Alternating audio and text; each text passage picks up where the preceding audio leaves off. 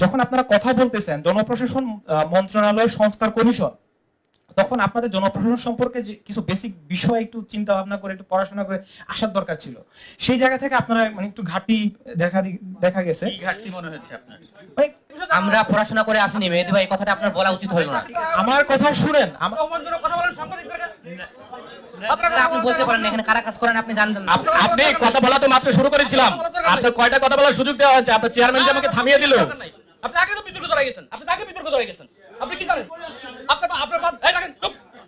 আমার বাচ্চার আমার ছেলের বয়স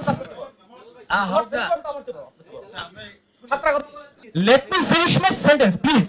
ওকে, হ্যাঁ, আপনারা শুনেন, আপনারা বলে শেষ করে দেন, ওনাকে ওনার শুনতে চাই না। আপনারা বলে শেষ করে দেন। শুনেন প্লিজ লিসেন।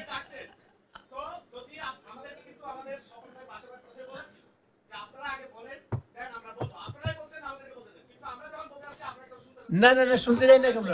শুনেন নাই তো? কথা বলার পরিপ্রেক্ষিতে আপনারা একবার 1 মিনিট কথার পরিপ্রেক্ষিতে 3 মিনিট রিপ্লাই দিয়েছেন। না, আচ্ছা ঠিক আছে, that is your view, perfectly alright, that's perfectly alright. কিন্তু কথাটা হলো, আমরা আমাদের সঙ্গে একজন ছাত্র প্রতিনিধি আছে যে ওই সরকার দিয়েছে এবং প্রত্যেক কমিশনে একজন করে ছাত্র প্রতিনিধি দিয়েছে। কি করে বললেন? স্যার, আমরা পড়াশোনা করে আসনি, পড়াশোনা না করে ডক্টর মুস্তাক সাহেব, মুখলেসুর রহমান সাহেবকে ডিল করে কিভাবে? স্যার, পড়াশোনা না করলে মুহিত চৌধুরী সাহেবের সামনে কথা বলে কিভাবে? আমাদেরকে অস্বীকার করেন না, শিকড়কে অস্বীকার করে বড় হওয়া যায় না।